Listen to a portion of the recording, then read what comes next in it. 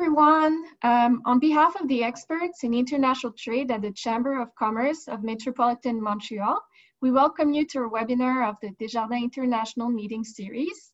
And today's topic is the impact of COVID-19 on air and sea transport of merchandise. So my name is Dina Mansour, and I will be your host today. I am an advisor for international market development at the Chamber of Commerce of Metropolitan Montreal. So I would like to use this time to thank our partners for the event, starting with the Economic Development Agency of Canada for the regions of Quebec, for its ongoing support of our activities, as well as our sponsor, Desjardins, who made this webinar possible. So we are pleased to have with us today Mr. Christian Sivier, President of Solimpex, as our speaker today. So Mr. Sivier has over 30 years of experience in international logistics, and he worked in Canada as well as in Europe. He founded Solimpex, Import and Export Logistics Solutions, in 2010 and offers international development advice as well as training on regulatory, customs, and logistic aspects of export and import, free trade agreements, supply chain management, and related topics. He is a content expert and a teacher for the Canadian International Freight Forwarders Association in Toronto and the International Federation of Freight Forwarders Association in Zurich. He also gives various seminars for organizations such as the Chamber of Commerce of Metropolitan Montreal on a regular basis with us. It's the third time we have him in our series. And he also teaches for Invest Ottawa, the Supply Chain Management Association in Toronto, and many others. So we are really lucky to have him with us today. I just want to take a moment to say that this event will be entirely in English. Donc, veuillez prendre note que ce webinaire est entièrement en anglais. Toutefois, si vous avez des questions en français, vous pouvez me les poser et ça me fera plaisir de les traduire. So please take a moment to look at the platform. So if you have any questions, please write them in the designated Q&A box, which is located on the bottom center of your screen. And we will answer them towards the end of the webinar during the questions period. If you have any comments for us, or if you have any technical issue, we have someone on our team on board that will be here to assist you, and you can write your concern in the chat box. So you will also receive a short survey that will pop up in your browser, and we invite you to answer it toward the end of the webinar so we can gather your opinion for further events. I will also send you a follow-up email tomorrow, which will include the contact information of Mr. Sivier if you need to reach him, and some additional resources that might be mentioned today. If you would like to watch this webinar today, or if you missed a part of it, we will make the recording available on our website as well as our YouTube page. So Mr. Sivier, you now have the floor. Let me first unmute you and start your camera. Here you go. Thank you very much, Dina. And good morning, everyone. Thank you very much for being with us today. Thank you to the Chamber for organizing this, which is a great way to be together. I have lots of things to tell you this morning, but very little time. So I will move on and right away in the presentation. Now, Dina was kind enough to introduce me. Thank you very much for that. What I want to talk about for a moment here is, particularly for our audience in Quebec, is to let you know, to remind you that we have subsidies in Quebec. The government, as part of the aid package for companies, the government is subsidizing 100% of training costs for companies right here in Quebec. And one of the conditions is to do this with a CPMT accredited trainer. So that's just a little thing I wanted to mention in passing. It's a good time to do that, to train your staff. If we have, after the first emergency crisis management, if we have a bit of time to devote to that, it's a good opportunity to do it now. A couple of things I want to touch on before we get into the crux of the presentation this morning, which, as you know, is on air freight and ocean freight. I want to touch very briefly on two things. that have legal implications. And, you know, it's the kind of thing that to which we don't pay that much attention to in normal circumstances. And then when a crisis happens, then this becomes very important. So I want to touch here briefly on the issue of force majeure, which is a way for a company to basically get out of its obligations under of its contractual obligations. So you might be able to invoke force majeure, or some of your suppliers might, or some service providers might as well. However, what I want to point out to you is that you can only do this for contracts that were signed before March 11, because on March 11 is when the World Health Organization has declared the COVID-19 pandemic. So therefore, on March 11, this situation is known, so you cannot use it to get out of obligations after March 11, or for contracts signed after March 11. So what this does also is it reminds us of how important it is for our contract, for our future dealings, to take the time to design good clauses, including force majeure, in our contracts, so that we can be excused of our obligations if something unforeseen like this happens. And there's something else I wanted to touch on very briefly also that we don't pay attention to when things go well. It's something called business interruption insurance. Why I bring this up is because it's a very specific type of insurance that is not well known, but there was a court case, a court decision a few days ago in Europe, which is very important for the future treatment of business interruption insurance. So again, one of those things that we don't pay attention to very much, but in times of crisis, it of course makes a huge difference if you are an independent business and you have not been able to work or bring revenues for the last 2 or 3 months because of the pandemic. It makes a huge difference if you had business interruption insurance, obviously. So another one of those things that is important to rediscover and revisit to be sure that we are properly covered, or that we're covered the best possible way in the future. The last point, also Incoterms. I like to touch on that because we do give Incoterms trainings at the Chamber a couple of times a year. So what is the link with the crisis? Well, again, the thing about Incoterms is that we sort of take them for granted. We don't pay attention to them very much. And only when there's a crisis, when there's an incident or a pandemic, for example, do we rediscover the value of Incoterms. And so what I want to bring to your attention is the fact that in Incoterms define the responsibilities of the seller and the buyer and the sharing of the costs, but it also defines the sharing of the risks.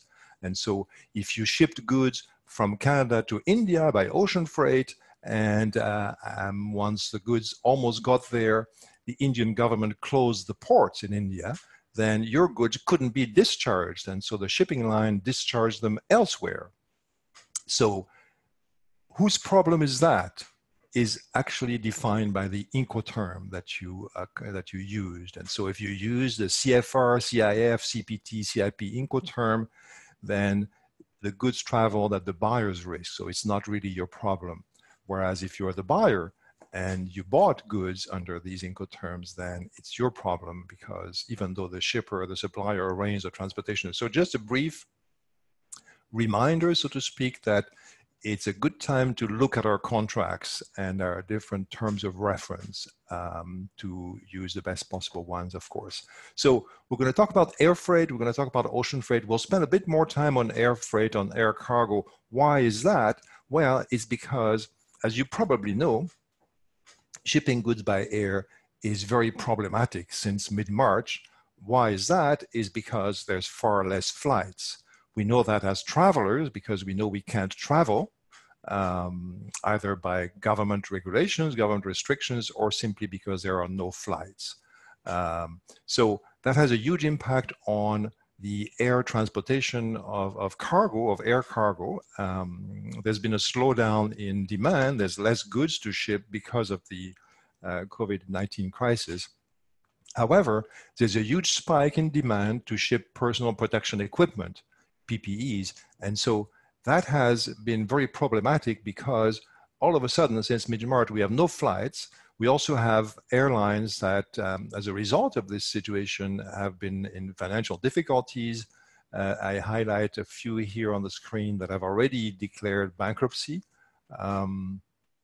So it's the ones that were already fragile, already heavily in debt that, of course, that will have fallen first.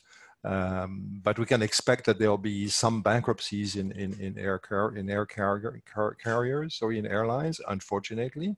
It's also a time where airlines apply for government bailouts. So and there's been some criticism of that here and there. For example, Air France applied for assistance to the French government, and then, of course, immediately Ryanair of Ireland filed a complaint against the French airline with the European Commission. In the US, as is highlighted here on the bottom right-hand side of your screen, there's a huge bailout package that has gone to the airlines. Of course, some people will say that we are providing this bailout to make sure that none of these airlines go bankrupt before the elections. And of course, after the elections, we'll probably allow a few to go bankrupt. So all this to say that it's very difficult times for the air transportation industry. There's no passengers, or no passengers want to travel. There's no flights, and there's government restrictions on flights. Here in Canada, we have only 4 airports that have been designated as airports that can receive international flights. That's Montreal, Toronto, Calgary, and Vancouver. So our own airline, Air Canada, is facing a huge reduction in flights, in demand. Also is also taking measures to basically stay in business by cutting costs. So a reduction in demand, but in general for air cargo, because the economy has slowed down so much. But on the other hand, a huge spike in demand to ship personal protection equipment. Therefore, it makes it hard to ship anything by air right now, and it also makes it so it's more complicated and it's more difficult, and it's also much more expensive.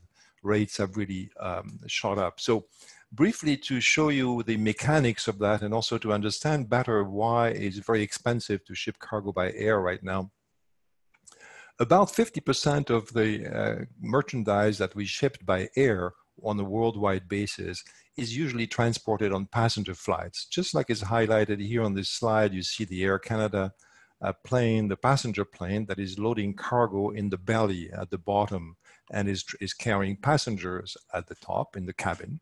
So about half of air cargo worldwide is transported on these passenger flights, and about half of air cargo is transported on cargo flights, airlines that are not very well known because they only carry air cargo.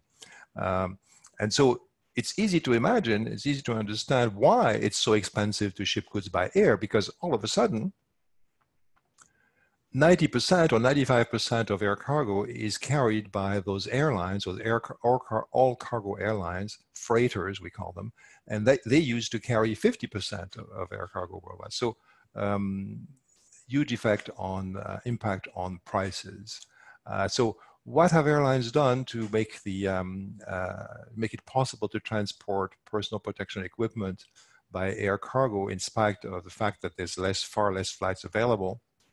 Well, many countries have chartered planes to bring personal protection equipment. So this is an example of cargo being loaded in the cabin on the seats. So I took that, and many airlines have done that and are still doing that to a certain extent. I took this one because it's dear to us in Canada, because that flight actually is a Baltic Air flight that carried personal protection equipment from China to Riga.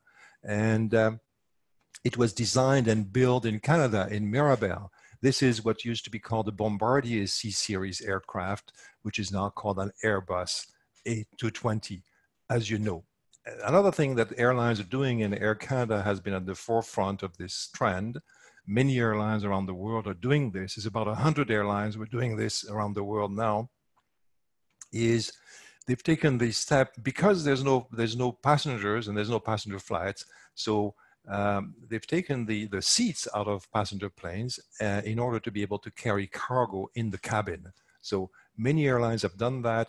Air Canada has done that, has converted 3 Boeing 777s and 3 Airbus A330 to carry cargo only, both in the belly at the bottom and on the top in the cabin. Excuse me. And so to show you the limitations of that, also we see here where cargo is usually loaded on passenger flights, on passenger planes, is loaded at the bottom together with the baggage. And then the top is the cabin, is where passengers are. And sometimes you might feel that we're on top of each other in the cabin, but actually we're not. We all each have space, we each have a seat, and we have a little bit of space around us. So you can imagine if you start shipping cargo in the cabin, then of course the floor was not built, is not strong enough to carry goods on top of each other and to carry heavy loads. So this practice of shipping air cargo in the cabin by removing seats is not really a long-term viable solution. It's a short-term solution to be able to transport goods and use the planes that we have, also keep our pilots flying, as well as keeping our slots at airports. And most important, airlines do this to be able to bring revenue, to be able to bring cash in from earned by shipping cargo. So that's passenger flights carrying cargo, and that's a temporary solution, a good solution. It helps our airlines stay afloat, and also it helps us move goods around the world. The other alternative I was mentioning a moment ago is the cargo flights, the all cargo flights. So that's an example of one. Cargolux is a long-established European airline that has been in business for many years that carries only freight, only cargo. And so you see, they carry cargo at the bottom in the belly, where we would usually put baggage, but they also carry cargo on the top, on the upper deck in the cabin. And so that is structured in a way to be able to carry a heavier load in the cabin. So that's the ideal solution to ship cargo worldwide. These airlines are not that well known from the public, at least the general public only knows the passenger airlines. People in the industry, of course, know these specialized airlines well. But so one source of reference, if you're looking for information on these all-cargo airlines, is the IATA website, which, as you know, IATA is located in Montreal. They maintain a database of all cargo airlines and how they are affected, how they operate, how they are affected by the crisis, et cetera, et cetera. So a good source of reference to have if you're looking for these types of airlines. So what are our options today to ship cargo by air around the globe? Passenger flights, as we saw a moment ago, carry a lot of cargo, but right now there are very few passenger flights, as we all know. So the options that we have really are to use passenger flights that are carrying only cargo. And so Air Canada is one of them. I'll show you an idea of their current schedule. They have lots of flights, and many other airlines are moving cargo around the world on passenger flights, and they're moving cargo only. Some airlines carry the cargo in the belly only, and some airlines who have taken the step and have gone through the expense of removing the seats are carrying cargo on top as well, in the cabin as well. And then we have the all-cargo airlines that have freighters that operate year-round and that are in very high demand because all of a sudden they're shipping a majority of goods, whereas in the past they only shipped about half of the air cargo that's available. So the better-known ones are Atlas Air, Airbridge, Cargolux. There's many of them. Well, there's several of them, shall we say. Another option to ship goods by air right now is using the integrators, what we in the industry we call them integrators. That's the courier companies, the express companies, the FedEx, UPS, DHL. Why are they a good option? Well, it's because they have a huge fleet of cargo planes that they operate themselves, in which they carry your envelopes, your samples, your packages that you've bought online. So they're a good option to ship air cargo. Unfortunately, or fortunately for them, they're very busy because of the spike in e-commerce. So they have challenges too. last option, charters. Chartering a plane, chartering a flight is something that's been done, particularly in the first few weeks of the pandemic. People chartered entire planes to be able to carry a load because there was just no flights available. So the big companies that are known around the world are companies like Atlas Air or Calita. Air Canada also offers charter flights if you're interested. I like to mention a relatively not well-known and small Canadian airline that carries cargo only, that's called Cargojet, which has flights within Canada, and also they also have flights into excuse me, into Asia on a charter basis, and into Germany and into Brussels. The key player for you, if you're a shipper and you want to ship goods by air, is the international freight forwarder. I'm happy to know that we have quite a few international freight forwarders in the audience today. So they are the key players for you, because it's sometimes hard to deal with airlines directly because they have their own priorities. And the international freight forwarders are the ideal intermediary because they are very well connected with airlines, with trucking companies, with warehouses, and with other shippers. And so they are your key player in these times of difficulties. They'll be aware of what the situation is, of which airlines operate, which flights are available, how to combine cargoes, how to consolidate shipments. They'll be able to help you on that. What's the new normal? What's the current situation today? Well, sky high rates, I guess, is a good expression when we talk about air transportation. Because we have fewer flights options, rates have gone up tremendously. If you were shipping goods from Asia to Toronto or Montreal in January, February, you might have paid $1.50 US a kilo or $2 a kilo, and today you may pay $15 US per kilo.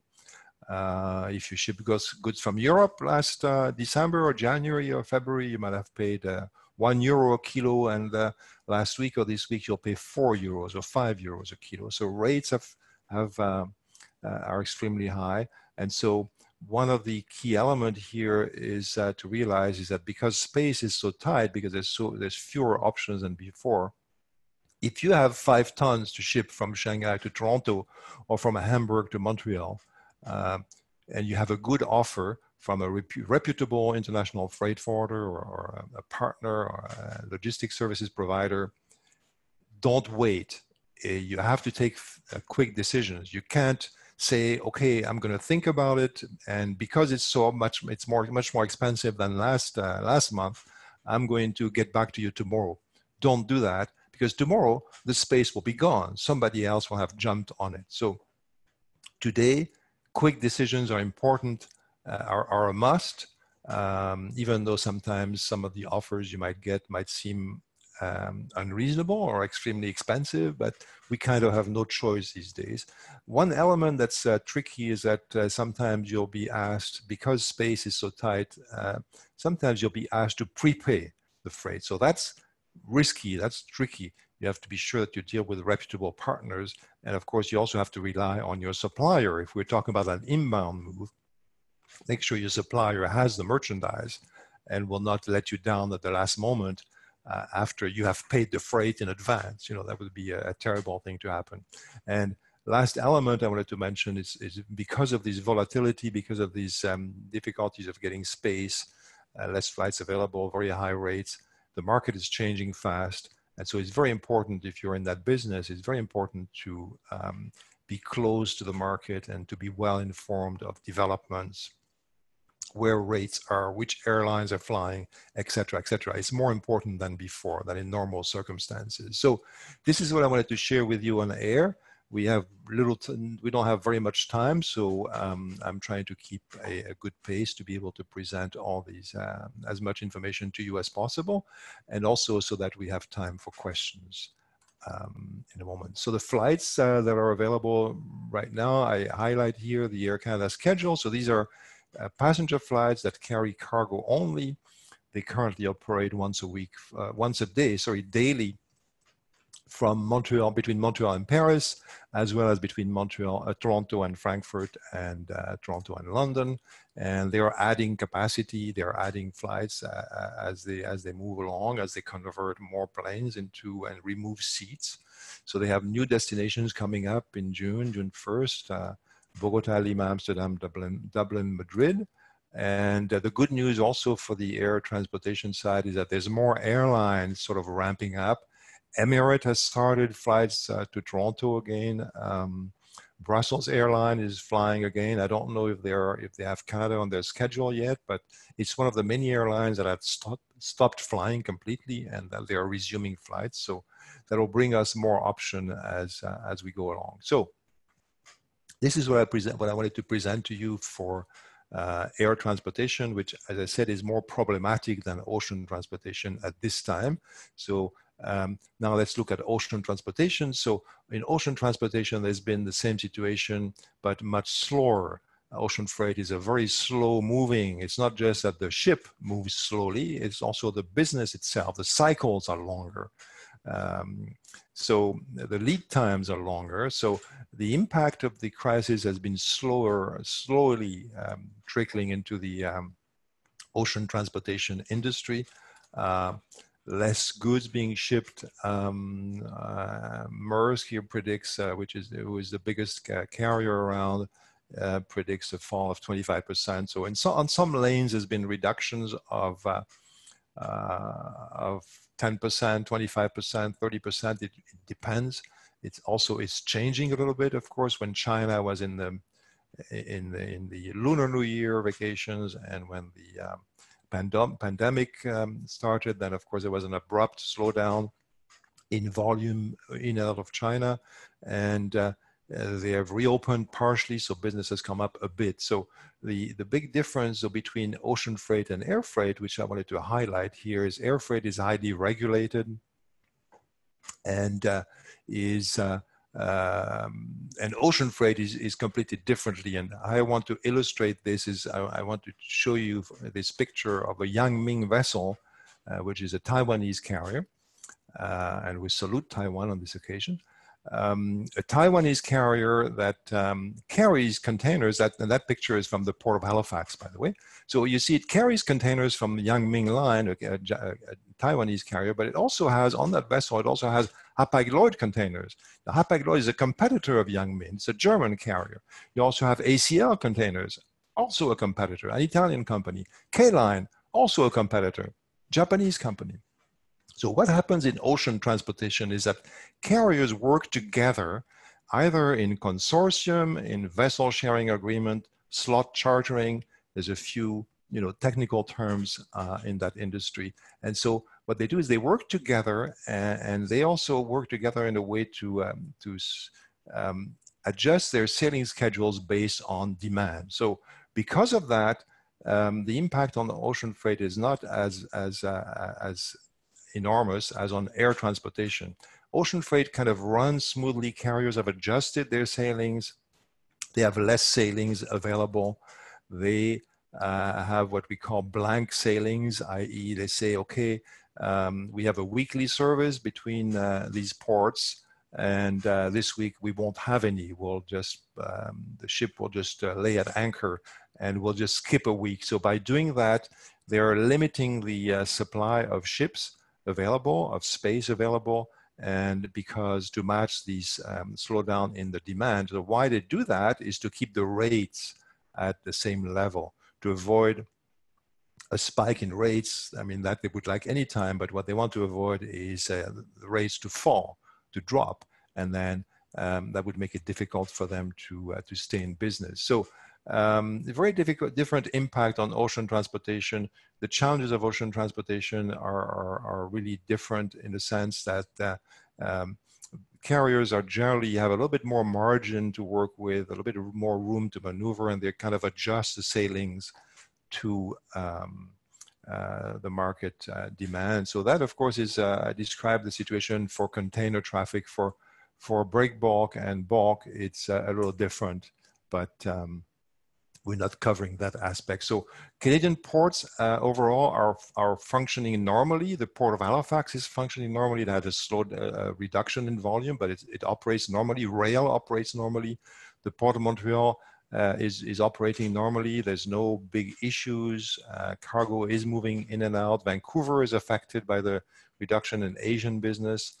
The Port of Montreal has been doing well until March, as you see on the figures, and they started to see a reduction in April, and probably there'll be more of a reduction in May, and then things hopefully will pick up again. So on the ocean front, basically the situation is relatively stable. Rates are relatively stable. They might increase here or decrease there, but and then there's less sailings available, but not a huge impact. So what is going to be, to summarize our likely outcomes, or to use the crystal ball, as we say. So on air transportation, there's going to be a consolidation of airlines. Some airlines, unfortunately, will not survive. So we'll see what happens there. Currently, because there's far less flights, there's higher rates. It's very difficult or very expensive to ship goods by air. However, the indications we have as of last week and this week is that the peak has, we're past the peak and we see rates stabilizing a little bit. Why is that? Is because after the first rush to ship PPEs by air, then now the PPEs are sent by ocean freight because, of course, it's more reasonable, it's cheaper, it's more cost efficient. So the peak of the demand has been reached, and so I think we'll see rates coming down. Rates might not come back down to the prior level, to the level of January or February, but they will still come down based on what we're paying today. And the good news is also, as I mentioned a moment ago, is we have more flights coming this summer. So that will be helpful also to give us more options and also to stabilize the rates.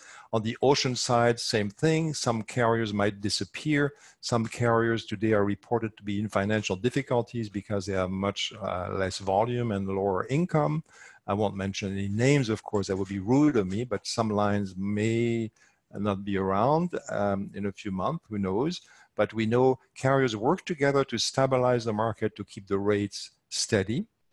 So that is good news if we're shipping goods by ocean freight. I think this is a good system, shall we say, even though you might object and you might find that uncompetitive or anti-competitive, the fact that ocean carriers work together, but this is basically how that industry works.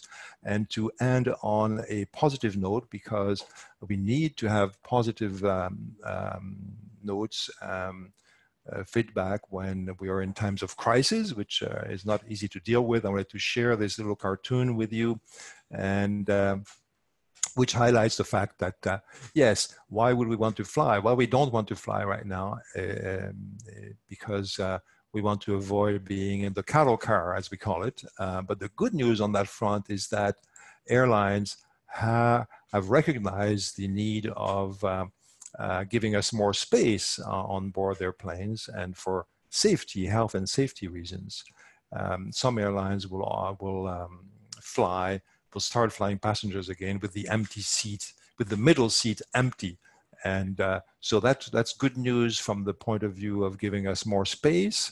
What is not as good is that the cost of flying are going to be higher, and so ticket prices are probably going to will not go back immediately to the previous level. It'll be pretty expensive to fly. But so I wanted to leave you on this positive note. Things are getting better, and we'll have more choices, and maybe we'll be more comfortable when we fly. And in any event, to ship our cargo will be probably a little bit easier when the summer comes. So I would like to thank you all very much for your attention. I hope it was interesting and that you enjoyed this. And I'm glad that we finished more or less on time so that we have a few minutes for questions. So I'd like to pass the baton back to Dina for any questions that we may have from the audience. Thank you all very much for your attention. Thank you very much, Christian. So we already received a couple of questions. I will just remind everyone, if you have your question, please write them in the Q&A box, which is located at the center in the bottom of your screen. So we will start with first question we received earlier. It's regarding the slide with the removed seats. So Joseph Palma is asking, So with the removed seats, how do they load the cargo? Are doors not large enough? And he's just wondering how they do it manually. Very good point. So it's done manually and also with mechanical equipment. But yes, because the passenger door is smaller than the cargo door, it limits their capacity to load big stuff. So we can't load big packages. We can't load heavy packages because of what I mentioned earlier. And also the challenge is to secure the cargo on the plane so it doesn't move. So for that, we use nets. If you notice, on the plane, there's rails. The seats are attached to rails that are at the bottom on the floor. So what airlines do is they secure the cargo, they put these nets over them and tighten them attach them to the rails at the bottom. So it's a great way to be able to ship more goods, more cargo, but it's limited in a sense that there's these limitations: weight, size, securing. So we can't use the space to its total potential. And so it's for that reason that it's really just an in-between, an interim solution to ship goods by air. It's not a long-term solution. It's not a viable long-term solution. Air Canada will put the seats back and will transport you in the cabin. Thank you. So we have another question in French from Stéphanie Baudry. So I will read it in French and then translate it for the participants in English. So just one moment. Okay. So her question is, est-ce que la plupart des destinations exigent encore une quarantaine de 14 jours? Ça peut influencer les futurs voyages d'affaires. So in English is, do most destinations require still an incubation quarantine period of 14 days? Because that might influence the decision to travel. Yes, absolutely. And I would say yes, many destinations, many countries still have this obligation that you have to stay in quarantine when you arrive. So for sure, it will make it more difficult to go on vacation to these places, because sometimes we go on vacation for 14 days. So, and so yes, and so that is a factor. And you know why it's a factor also, and why it makes it difficult for carriers is, you know, when you're an airline and you operate flights, you know, in some countries, your crew has to stay in quarantine for 14 days once you arrive before it can travel out again. And it's the same. There's also the difficult things for ocean carriers. Many countries do not allow the crew of the vessel to come off and fly away on vacation, on leave, and getting a new crew in. So these are very tricky situations for carriers, and so they have an impact on the carriage, the transportation of goods, not just impacting us travelers going on a business trip. So thank you for raising that, Stephanie. Thank you, Stephanie. So our next question is from Joseph Palma. So he says, blank sailings, do these happen when they can't fill a container for that week? And just for the public, for the term blank sailings, it means when, we don't have a ship when on a boat doesn't ship, yes, that's right. Port, yes. or cancels the shipment. Yes. Yes, in fact, we could call it a canceled sailing. So if a carrier operates a weekly service between Montreal, Antwerp, Hamburg, Liverpool, and back, so every week there's a ship doing that rotation, and then instead of saying, okay, we're canceling this week's departure, they call it a blank sailing, i.e. to make it sound, it's probably something that was dreamt up by their marketing department. Instead of saying we're canceling the service right now, we're offering you a blank sailing, i.e. we have nothing this week. So they do this based on how the last voyage was filled up and how many bookings they have. You know, carriers plan a week ahead, and if they see that they have less bookings than usual, if they usually carry 500 containers every week from that port, or from that group of ports, and they see they only have bookings for 100, then they say, okay, we're going to skip 1 week, and we'll keep these 100 containers, and we will carry them the following week. And we hope that by the following week, there'll be an increase in demand. And so it's to make the transportation worthwhile, worth their while. It's also a way for them to stabilize rates. So it's very inconvenient for shippers because we only find that out often at the last moment. And so this is basically how it works. It's the new reality. It's been quite bad in April. It's also quite bad in May. It's affecting mostly Asia to Europe or Asia to North America. Europe to Canada is not as affected at this point. Great. So we have a question from Jean-Philippe Paquin. He says, yes. How is the balance of traffic in Montreal currently, inbound or outbound? And what has been the impact of CETA on balance and eastward versus westward rates? Well, the balance, I think, is kind of okay. We always have more goods coming in from into the Port of Montreal than going out, particularly to Europe. However, there's been strong exports of agri as well as forest products. So it's relatively well balanced at this time. The impact of the CETA free trade agreement has been important. We've had an increase over the last couple of years. We've had an increase, and Montreal is of course the main beneficiary of that because Montreal is the main port of entry for goods coming from Europe. So we've had an increase of inbound movements as well as outbound. Our exports to Europe have not increased as much as our imports from Europe. So the European exporters have been faster than us, but so it's been a relatively stable business. Of course, over the last few weeks and months, it's been the COVID-19 has had a huge impact. So the north of Europe has slowed down a little bit, but Italy has slowed down by almost 50%. But these are temporary situations, which we hope things are going to get back to normal soon, and they are in the process of. Great. Another question from Karine Bergevin. She said, one thing she's not sure to understand well, are there ocean carriers working together to keep fares low or to stop them from bottoming? Yes, ocean carriers work together. They don't directly work on prices.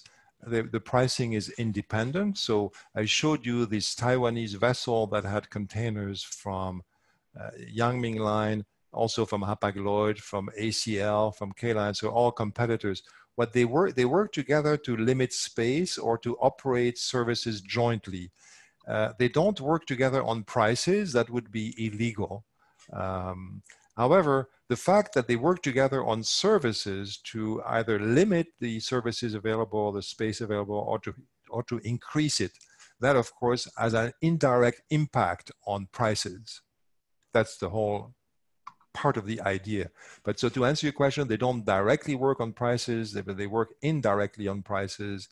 That would be called, if they work directly on prices, that would be price fixing, that would be anti-competitive, that would be illegal, but they can work together on services, and so that has an impact on prices. And by the way, the reason they do that actually is they have an exemption of antitrust legislation. And that exemption comes from the European Commission. It's also applied in the US by the Federal Maritime Commission, and it has just been extended for another 4 years. So carriers do work together to adjust their service offerings to the market demand. And that in turn is a way to stabilize the prices. Very good. So we have our last question. From Joseph Palma. He says, China has implemented many restrictions on export of PPE, PPE which is personal protection equipment. Do you have any news on how this is affecting export, and what do you feel is the expectation of customers should be? Well, yes, countries have been limiting. Yes, China has been limiting. The US has been limiting. Trump wanted to prevent 3M to sell masks to Canada until Canada reminded him that the pulp that is used to make the mask comes from Canada. So yes, there's issues with that all over the world. I think it's being resolved now slowly or gradually because perhaps we've peaked the emergency. We're sort of over the emergency. And so we've been able to sort these things out. But yes, that was an issue. That was a challenge, particularly at the beginning. But I think this has been more or less resolved. There's also more companies that are ramping up and manufacturing some of these items in the places other than China. So it makes it a little bit easier. So I think it's better now, but it has been an issue, and it was in a way a bit scandalous. But what can you do? Well, thank you very much, Christian, for all your explanations and answering questions. So we're now at the end of the period. If you have any additional questions for Mr. Sivière that you couldn't ask today, I will send you a follow-up email tomorrow with his contact information and some of the resources that he mentioned today, such as the YATA link, for example, which someone asked for. So once again, you will receive a survey that will pop up on your screen. It will be very appreciated if you can fill it up, and it will encourage us to keep doing webinars and activities like this that are interesting for you. And also, if you missed a part of the webinar, or if you'd like to watch it again, we will make it available on our website next week, sorry, not next week, tomorrow, as well as on our YouTube channel. And I would like to use this time to also keep you informed of our next international business activities.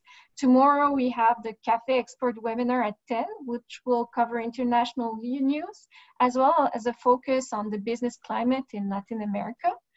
And for Rencontre Internationale Desjardins, coming up next week, we will have Mr. Christian Kamboudimba from Cargo M, the Logistics and Transport Metropolitan Cluster of Montreal.